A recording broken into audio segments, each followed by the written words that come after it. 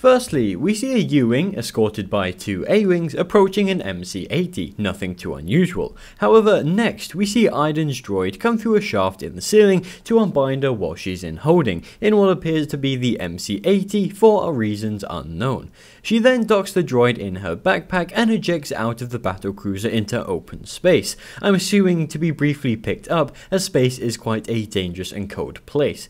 We then also get a look at rebel soldiers acknowledging she's escaped, which will most likely bring up a fight or chase sequence. I'm not too sure where Iden's droid came from too, maybe it was hiding in the Ewing. We next see the Corvis Inferno Squad ship flying through a storm and what looks to be Cinder turrets destroying a planet, I'm not sure which one. However, we then see the Corvis land on what I assume is Vardos, Iden's home world, which is Imperial controlled, as we can see TIE fighters and Imperial equipment as they land. We then get a view of the Death Star and hop over to a Star Destroyer bridge watching over it. This is all before it's been destroyed, so it looks like we'll get to play a little bit without the Death Star having been blown up. We then see, probably from the same cutscene, Iden and her squad on Endor looking like they're seeking out other Imperials as we see them help them out in the first trailer. However, the Death Star then explodes and we get a different view of the squad unmasked viewing the explosion. I wonder how far away Han, Leia and the Ewoks are. We then get a view of what I think is Fondor, with Admiral Versio's Star Destroyer above it, and this is where Iden learns the Emperor is dead. We see a shot of two TIE fighters flying through the remains of the Death Star, potentially looking for valuables, as it would be extremely dangerous to fly through an area like that with a very vulnerable TIE fighter. We then see Inferno Squad suited up at night and ready to head into action, and Iden getting into our Inferno Squad fighter to protect a base at Fondor, which looks very similar to the space map we saw in the Battlefront 2 beta. However, there's an MC-80 present, which is what I believe we see Iden jump out of a fighter and into in the next scene. We then get a view of Iden on what I think is Bespin and a large explosion.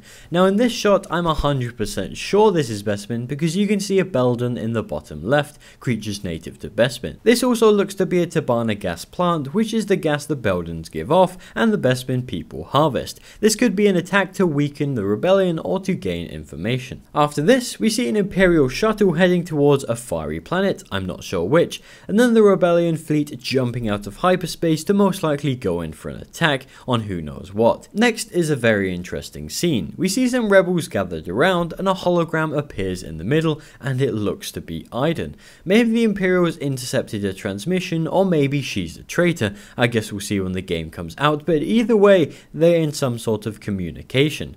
We then see an X-Wing flying and crashing during the Battle of Jakku and the Corvus flying near a bunch of what I think are called Cinder turrets, which you can see in this image here. The Corvus jumps out of hyperspace and then we see a TIE fighter chasing the Millennium Falcon over Maz's castle, which is pretty cool. We also hear Iden saying the Empire's time has come, today the rebellion dies, which could be referring to the Battle of Jakku where the goal was to finish it all except for some.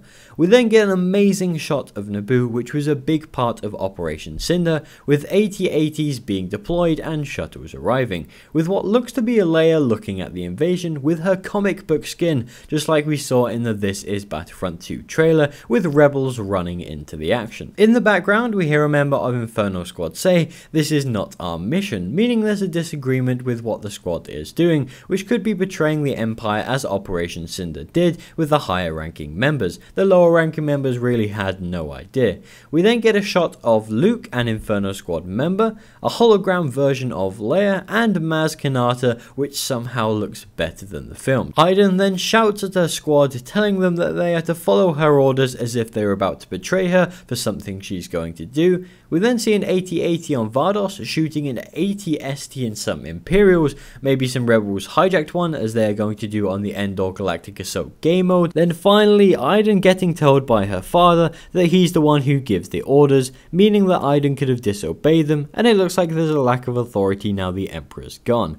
Iden then looks sad and walks away, probably to go on a mission. But that's my breakdown of the trailer. Some awesome shots and what looks like some awesome things to play. There are also some very confusing scenes, like why is Iden talking to the rebels, and it's going to be great to see Operation Cinder played through a campaign, and probably some extra stuff. It's gonna be great. My name's Dave, filling in for Elliot while he's enjoying himself in Japan. Be sure to check my channel out in the description and subscribe if you haven't already if you enjoyed this video. I'll see you guys in the next one, and as always, may the Force be with you.